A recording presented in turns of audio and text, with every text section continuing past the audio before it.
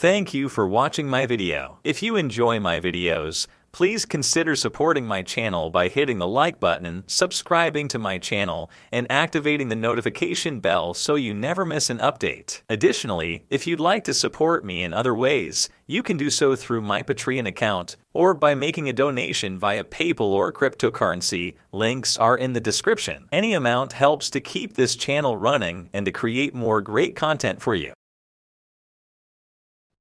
Get this and get it straight. Crime is a sucker's road. And those who travel it wind up in the gutter, the prison, or the grave. There's no other end. But they never learn.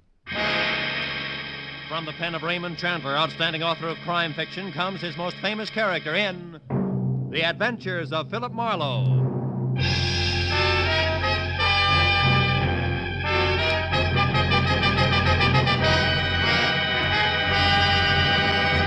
Now, with Gerald Moore, starred as Philip Marlowe, we bring you tonight's story, The Big Book.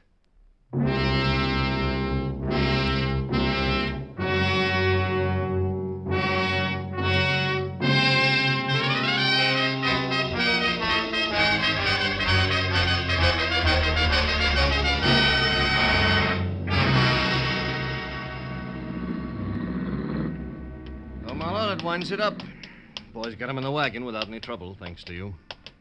Oh, you don't have your car here, do you, Phil? No, Lieutenant, and I haven't had lunch either. Maybe the police department feels obligated on both counts, huh? Maybe. Get in, Phil. Mooney, some good restaurant before headquarters, huh? Check, Lieutenant. How are you, Mr. Marlowe? Hungry, Mooney. Okay, Mr. Marlowe. I know a good spaghetti place where we... Unit 18A, a dead body at number 11 West Main Street. Reported as suicide. Investigate. Your call, Matthews? Unit 18A, No, that's a specific a unit. dead Oh. body at number 11 West Main Street. I'm at 11 West Reported Main. as suicide. It's only around the corner, isn't it, Mooney? Investigate. That's right, Lieutenant. Might save us a trip back here later, huh? Yeah. Marlowe, lunch will be a little late. Let's go, Mooney.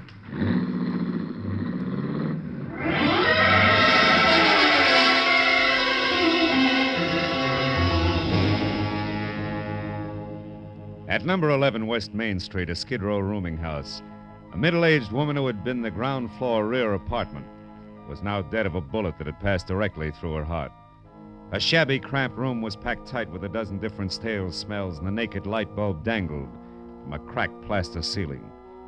The dead woman lay in the middle of the floor. She looked about 45, had gray-black hair, and wore a cheap cotton dress under a faded, moth-eaten man's sweater.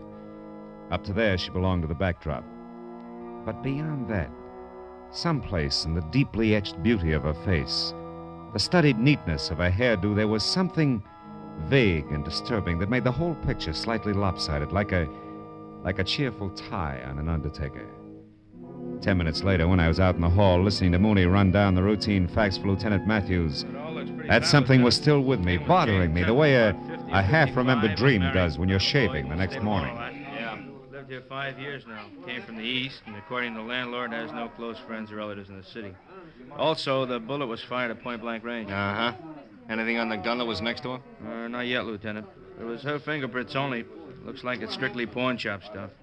Serial numbers filed off, cheap make, etc. Yeah. Deputy coroner says she died about 10 or 10:30 this morning. Yeah. Along about that same time, the landlord says he saw a flashy black car parked in the alley outside, where people never park. Spiffy convertible. Was gone after he heard the shot, he thinks. Did you get the license number, Mooney? No, Mr. Marlowe, he got nothing. Oh. All we have on it so far is a fresh tire tread in the mud. It's a 750-15, pretty good shape. Uh-huh. And that is it, huh? Just about. The landlord thinks that the deceased was an actress way back from little remarks she made. That's about all. I still got one neighbor to check, though. Okay, Mooney. Let me know. Right, Lieutenant. Now, Marlowe, looks like I have to stand you up on that lunch date. Sorry. I'm not so hungry anymore. I'll see you around, Matthews. On the way out, I told myself three things.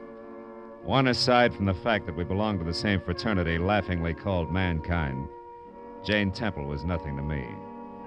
Two, a lot of beautiful girls turn out to be beautiful women. And three, if the black convertible meant anything at all, the police would figure it out by themselves. They came well equipped for the job. Well, by the time I was out on the street and the sharp autumn air had chopped away the stale smells of the dead woman's apartment, I was beginning to forget the name Jane Temple entirely. I might have kept going that way if he hadn't appeared just then. Hey, Huh? mister, Over here, quick. Mister, you're not a policeman. You're a reporter for the newspaper, no? What makes you say that? Well, I see you go in there with the police, the plainclothes detective man. Nobody salute to you. The ones in uniform, I mean. So maybe you're a reporter, huh? Maybe. Why? Well, I can tell you here. Come to my shop in 15 minutes. I don't want people to see us together now. Come to the shoemaker place across the street and down the stairs. Andrew Nodell. Yeah, but why, Mr. Nodella? What do you want a reporter for? What's it about? The fine lady who used to die, Mrs. Jane Temple. Goodbye, mister.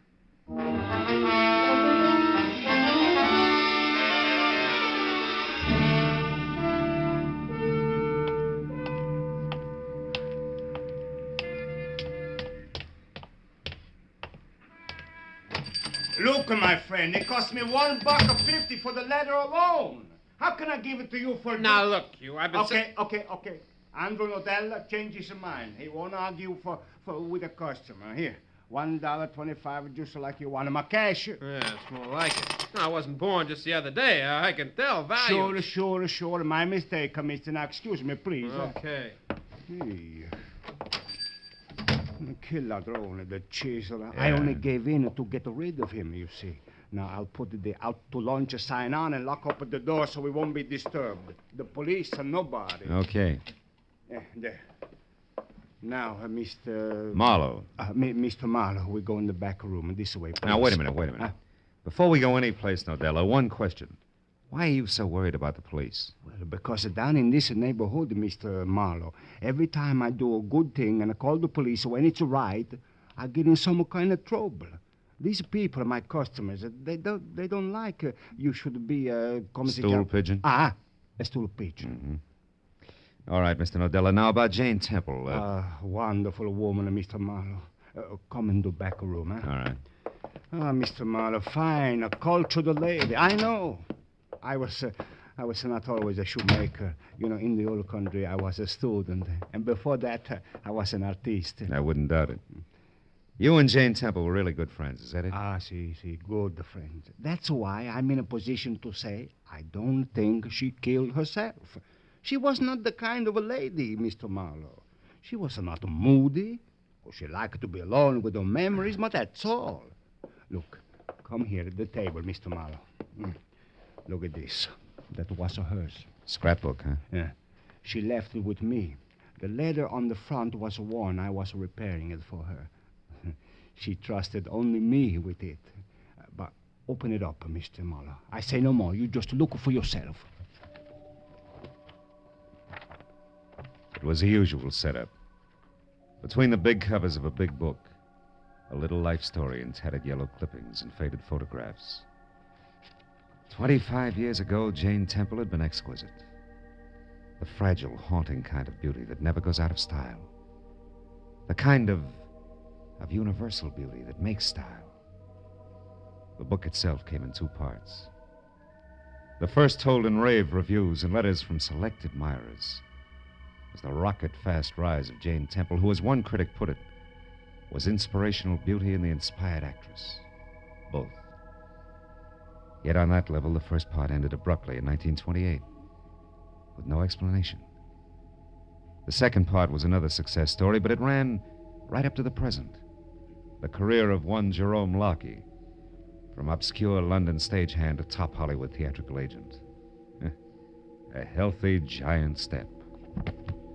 But no place did I see anything to connect the two. Nodella must have read my mind. You wonder, Mr. Marlowe, what one got to do with the other, huh? Yeah. Do you know? No. Maybe this can help you find out. It's another clipping that was not pasted in the book. Where'd it come from? Inside the back cover. I was only to repair the front, Mr. Marlowe. But as a surprise for Miss Temple, I went ahead to do it all, see. I found this clipping hidden in the lining of the back cover. It tells of a man named John Gordon being sent to jail in London, England in 1928 for embezzlement of a theater's money. There's a picture of him, Mr. Marlowe. Yeah, so Hey, this John Gordon Jerome is... Locke, see? Yeah. The big agent man, Mr. Marlowe. There's still one more thing. Last night, I surprised somebody, a thief, in this shop. And when I scared him away, he was looking at this book, but nothing else was touched. You didn't tell anybody about it? No. I was going to tell Mr. Temple, but, well, Mr. Marlowe, everything I say to you, everything I show you here, am I crazy or does it mean only one thing? Jerome Lucky killed the wonderful Mr. Temple to keep a secret. Well, it's possible. But also, Nodella, Miss Temple may not be so wonderful at that. You know, people don't kill to keep secrets. They kill to keep secrets from getting out. That's called blackmail. No, Mr. Marlowe, not to Mr. Temple. I don't believe that. And I don't believe that you do either. I don't want to. Well, I'll see what I can find out. Mr. Marlowe, you tell me before you tell your paper. Mr. Nodella, I don't have a paper, just curiosity. I'm a private detective, not a reporter, and the initial mistake was yours, not mine. So don't get mad about it. What? A private detective? Mr. Marlowe, who you working for? Right now, Mr. Nodella, I'd say the late Jane Temple. Goodbye.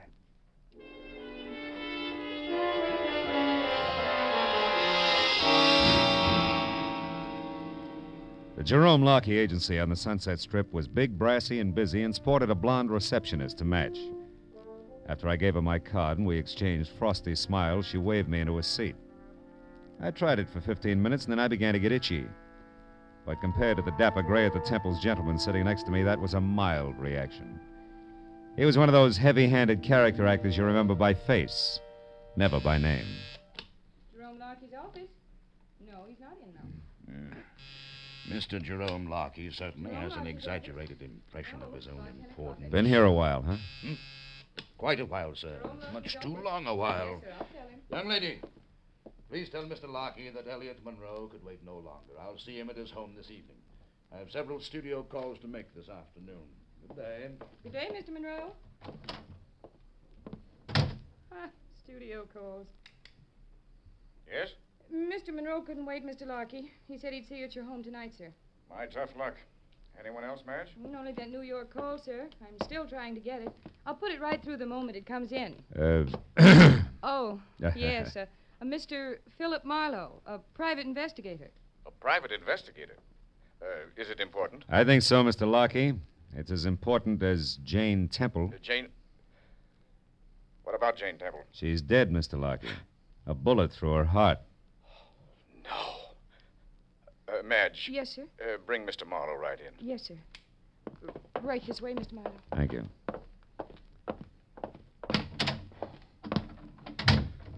Well, Marlowe, why are you here? I mean, how did you know I had anything to do with Jane Temple? I didn't. But since she was an actress once and you're about the biggest agent in Hollywood, I thought I'd start with you. Start what, Mr. Marlowe? Start finding out why she committed suicide, Mr. Lockey. Tell me, do you own a black convertible? Yes. One of those step-down Hudsons. Tire size, do you happen to know it? Yes, 750-15. Why? What's all that got to do with Jane Temple's suicide? Quite a bit. Might even change it to murder. Jane Temple murdered? By whom? Someone who'd profit, Mr. Lockey. Any idea who that could be? Not the slightest. Okay. Thanks for your trouble. And, good afternoon. Wait. Hold it, Mr. Marlowe. Huh? I'd like to talk with you some more. But not here. You name the spot, Mr. Lockey. All right. My house tonight, 9 o'clock. 9 o'clock. I'll be there.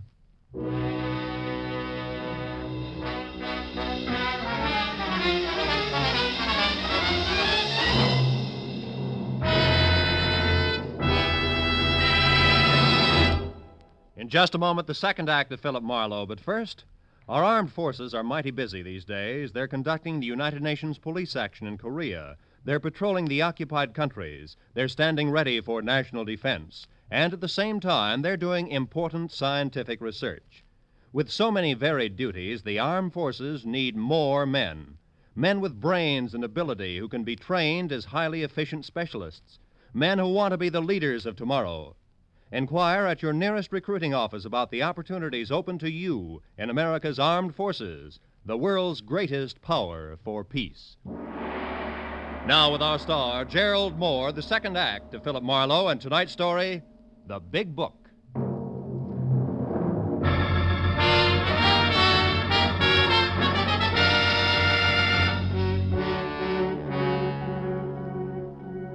I walked out of Jerome Lockheed's sleek private office. I was satisfied that in spite of the efficient air conditioner, the atmosphere in there would stay charged, with enough high-voltage implications so that sooner or later he'd have to make another move. Outside, it was dark. I drove back downtown and finally located Lieutenant Matthews at a lunch counter, wrapping up the short end of a quick blue plate special. My story didn't affect his appetite a bit.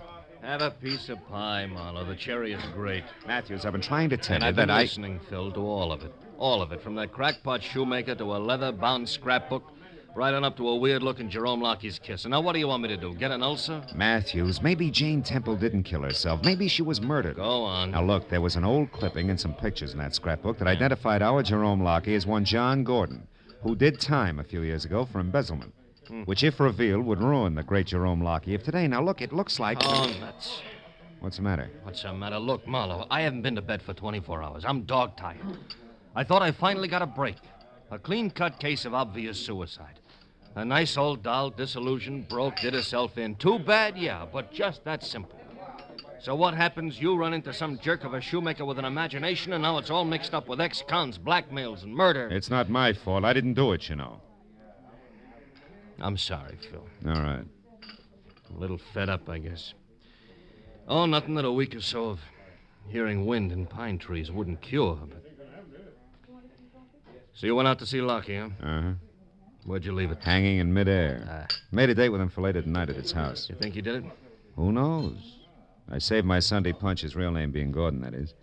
Maybe when I spring that, it'll jar something loose, huh? Maybe. Oh, by the way, did you meet Mrs. Lockie? Not yet. Why? Nothing in particular. Good-looking blonde I saw once in the Beverly Hills station. Some beef about a collision. She impressed me as being a pretty tough fighter in the clinches, that's all. Just a thought. Yeah, finish your pie, Matthews. Yeah. You want to follow this through on your own, Phil? Yeah, if you don't mind. You see, I've gone this far, and, well, there was something about Jane Temple that, I don't know, it showed, even down there in that dump. Yeah. That's what I mean, Phil. I gotta get out under the pine trees for a spell, so. Keep me posted, huh?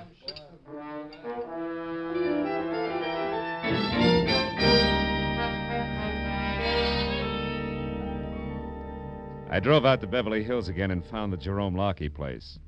It was a close-to-the-ground model that at first glance looked like a cozy little cottage. Second glance, however, showed the other two wings, 15 or 20 ultra-modern rooms that rambled over 2 acres of gently rolling real estate. The door was answered by a close-cropped blonde and tailored black, who already today had the tapered, taut look of tomorrow. Yes? I'm Philip Marlowe. Is Mr. Lockheed here? Oh, yes. Come in, Mr. Marlowe. I'm Vivian, Jerry's wife. Oh? Jerry's expecting you. He'll be right out. He asked me to look after you for a few minutes. Do you mind? On the contrary. I was in the middle of a whiskey and water. Johnny Walker. Like one? Thanks. Too bad about Jerry's old friend, Jane Temple, huh? Yes. Yes, it was a perfectly horrible thing. Jerry's very upset about it, you know. It must be awful to fall so far. Yeah. The top is awful high.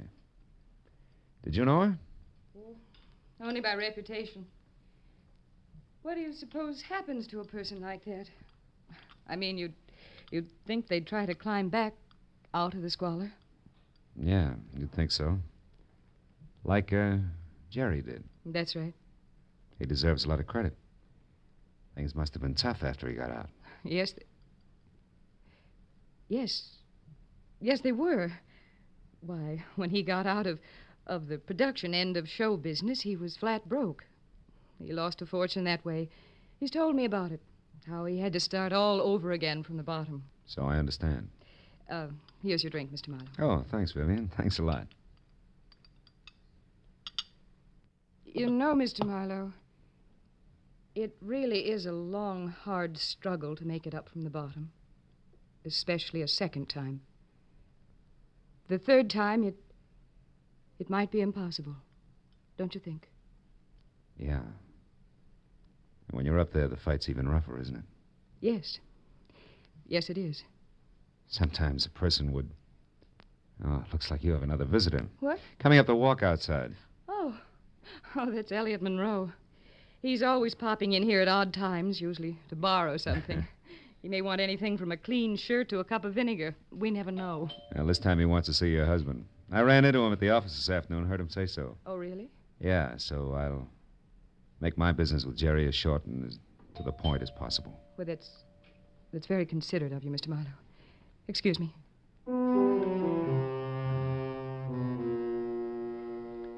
I heard Mrs. Vivian Lockey receive the load of ham at the front door, and a second later I heard my name called from the hall behind me. It was Jerome, all smiles, doing his suave and determined best to bury the end of the world look he'd acquired in his office. But it peeked out around his eyes and at the twitching corner of his mouth. As he led me into the library and pointed me into a deep leather chair, I decided to let him lead off. I also decided to bait a trap and set it out. Now, how about a drink, Marlowe? I have one, thanks. Mrs. Lockey anticipated you. Anticipated? Oh, yes, of course. Well, let's see. Where did we leave off this afternoon? Oh, we talked about a lot of things, like tire sizes, suicides. Oh, yes, yes. Now let me get something straight, Mr. Marlowe. You seem to believe that there's a little more to poor Jane Temple's death than a simple suicide. Considerably more, Mr. Lockey. Yes. And you've come to me with this problem. Why? Because you may be able to fill in some blanks. How? It's up to you. Let's say first that I think a prominent and wealthy man is connected, a man who's saddled with a messy past that he can't afford either to keep secret or have revealed. Now, just a minute, Marlowe. I don't know what you're driving at with this double talk, but it sounds to me as if you're accusing Jane Temple of blackmail, and I don't believe it. She'd have starved to death first. I'd like to agree, believe me. But unfortunately, I can still add. What do you mean? For instance, to what I said before, add the name John Gordon. Who is John Gordon? I'm not quite sure. But I do know this. Somehow the key to who he is ties into a basement shoe shop in the 100 block on West Main Street. Does that mean anything to you? No, why should it? Marlowe, why exactly did you come here? Please tell me. I just did. Well, that's that. Chances are I'll see you again sometime. Good night, Mr. Lockey. Marlowe, wait. Now, listen. In my business, bad publicity counts. And I've worked awfully hard to I know. I went all through that with Mrs. Lockey. Don't worry about me. This time I'm more than willing to let somebody else do the talking.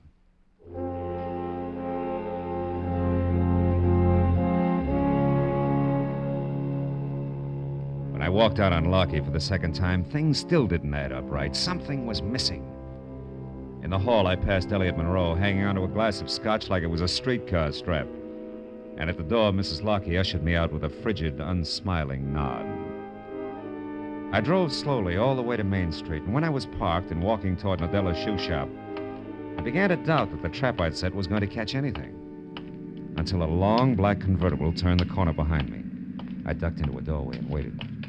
It was Jerome Lockey's car, all right. He almost stopped in front of the shoe shop, but suddenly lurched ahead and disappeared around the corner, away from what turned out to be a cop, pounding the beat.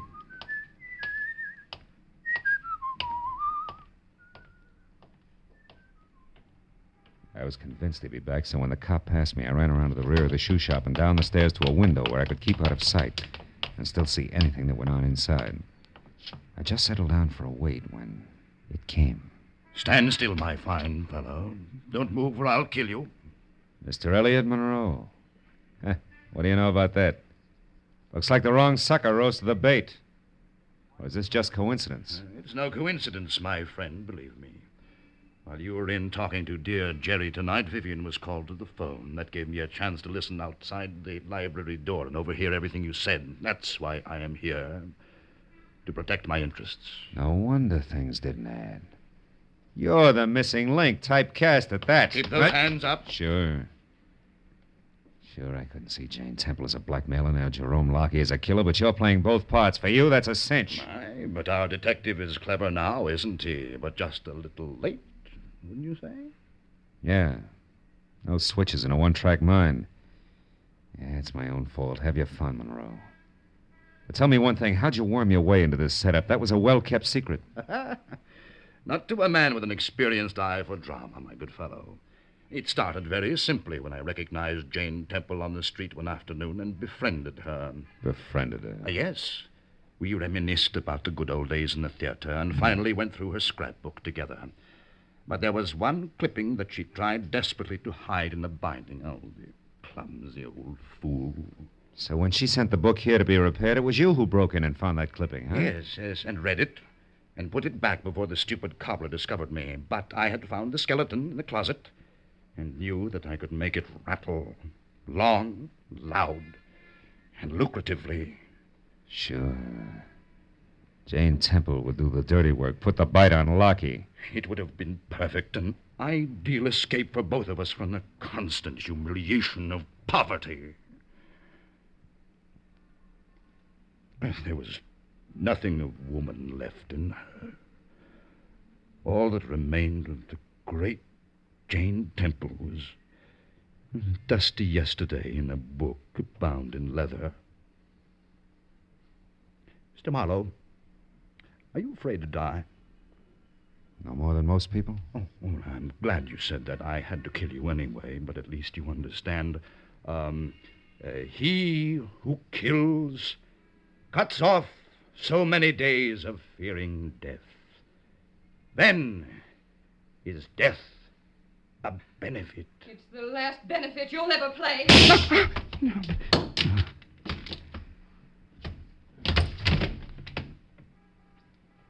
Poor crazy clown.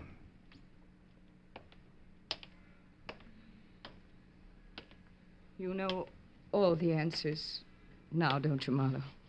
The whole story. Yes, Vivian. All except how you showed up here when you did. I had to. You see, I've always known about Jerry's past. He told me about it before we were married. I knew that was why you came to see him tonight, and when I saw Elliot there listening at the library door, I realized that he must have known, too. When he left the house, I followed him. Got here in time to save my life. To be honest, Marlowe, that was incidental. I got here in time to save my life. I hope. Well, just the same, I'm going to return the favor when the police get here. You mean you... I mean there are a lot of things that belong in a dead woman's leather-bound book of memories. And no place else.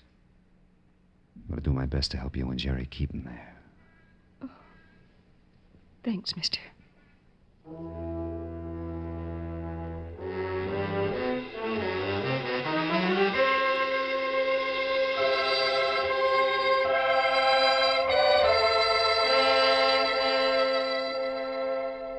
Well, that's the way it worked out. One policeman named Matthews got the whole story, but only half of what he found out was entered in the police records. And only as much of that as was necessary ever got into the papers. 2 days later, when Jane Temple's funeral was held, it didn't even make the back page. After all, what's news about one Italian cobbler, one private detective, and one hard-boiled agent standing bareheaded before a fresh grave?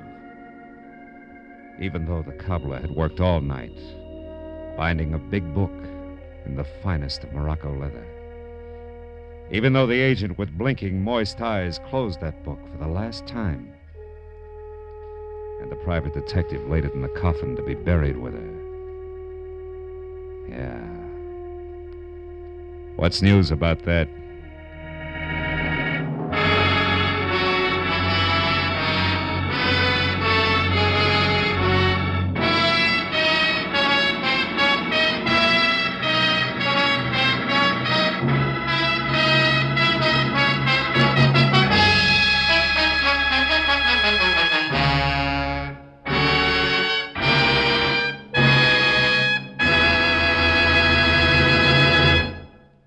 The Adventures of Philip Marlowe, bringing you Raymond Chandler's most famous character, star Gerald Moore, are produced and directed by Norman MacDonald and written for radio by Robert Mitchell and Gene Levitt. Featured in the cast were Jack Crucian, Bud Whittam, Jay Novello, Lynn Allen, John Daner, and Ted Von Eltz. Detective Lieutenant Matthews is played by Larry Dobkin. The special music is composed and conducted by Richard Orant. This is Roy Rowan speaking. This is CBS, the Columbia Broadcasting System.